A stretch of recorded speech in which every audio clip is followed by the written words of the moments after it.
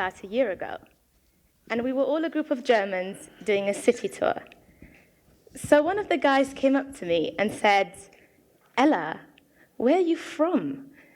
And I said, "Berlin." And he said, No, I meant, where are you really from?"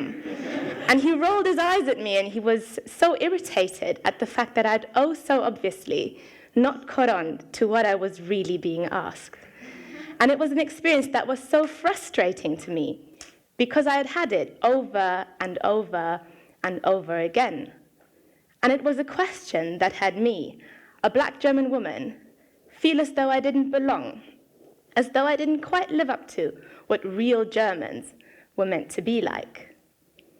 But as mad as I was at that guy in that moment, I didn't feel like I could entirely blame him. Because if I had never read myself in the history books I studied, or seen myself on the television I watched, how could I expect him to have had that experience? How could I expect him to know that I was actually German too? So I decided to do something about it. But first, let me take you back a couple years. When I was in my Berlin primary school, I remember we did a lot of coloring in. And there's one particularly colored pencil that has stuck with me over the past few years. And that is the one that my teacher gave me and said that it was called the skin-colored pencil.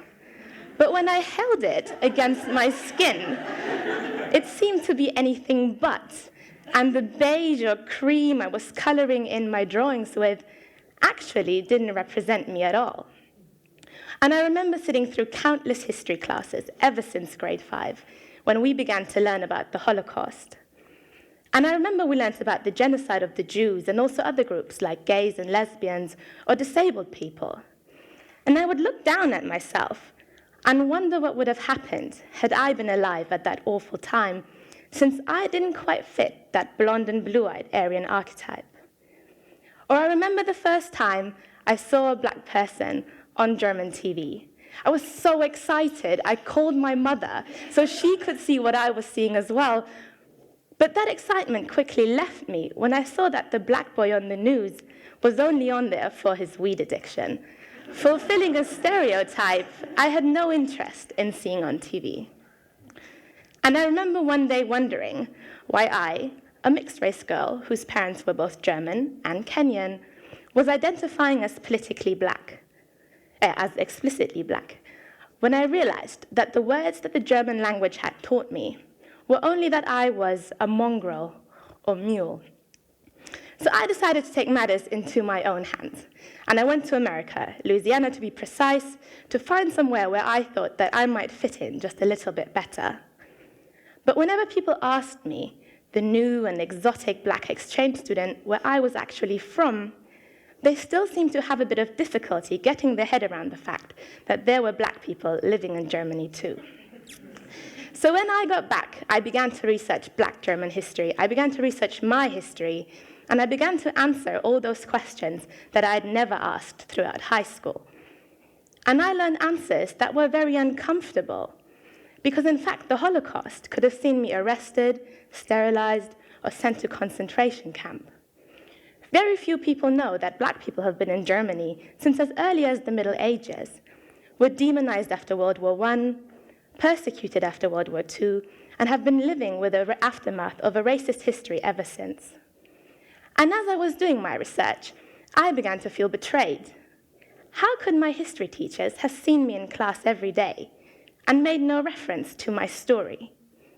How could the TV producers and radio presenters teach me that I didn't belong? How could the German language teach me that I was an animal, a crossbreed between dogs or a donkey and a horse? But as I was doing my research, I remember I found myself sitting on my bed in East London one evening, and I absent-mindedly put in a DVD about the lives of Black German women. And I wasn't paying it much attention at all. In fact, I was busy texting on my phone until something about that film caught my eye. Because I heard the voice of one of the women saying that she was tired of being asked where she was really from, tired of being asked when she would go back home. And I realized that evening, when I saw myself on screen for the first time, that I was not alone in my struggle.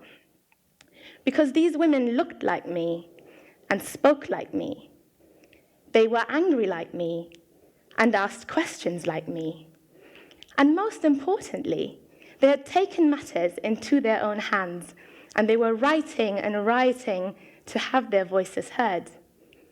And I knew then that this could be me. You know, there's a proverb I once heard that says how until the lions have their own historians, the story of the hunt will always glorify the hunter. And I decided that one evening that I wanted to be one of those historians. In fact, I realized that we can all be those historians, and that actually we must be these historians, because if we don't seize the opportunity and tell our own stories, they will be forgotten. And so I started the Ain't I a Woman Collective, an organization that only launched in March that centers the voices of Black women in events and an online blog. And we're essentially a collection of her stories from Black women all around the world, as we aim to connect different diasporas and show ourselves that we are not alone. And I learned that there are women everywhere telling their stories. There's a woman in Brooklyn sharing my pain. There's a woman in Cape Town sharing my passion. There's a woman in Berlin sharing my triumph. We have featured the stories of women celebrating International Women's Day in South Africa, women affirming that Black lives matter in the States, women encouraging us to heal the wounds that oppression has inflicted. The collective has allowed me to begin to envision a sisterhood beyond what I could have ever imagined. A sisterhood that unites across borders and allows us to come out so much stronger.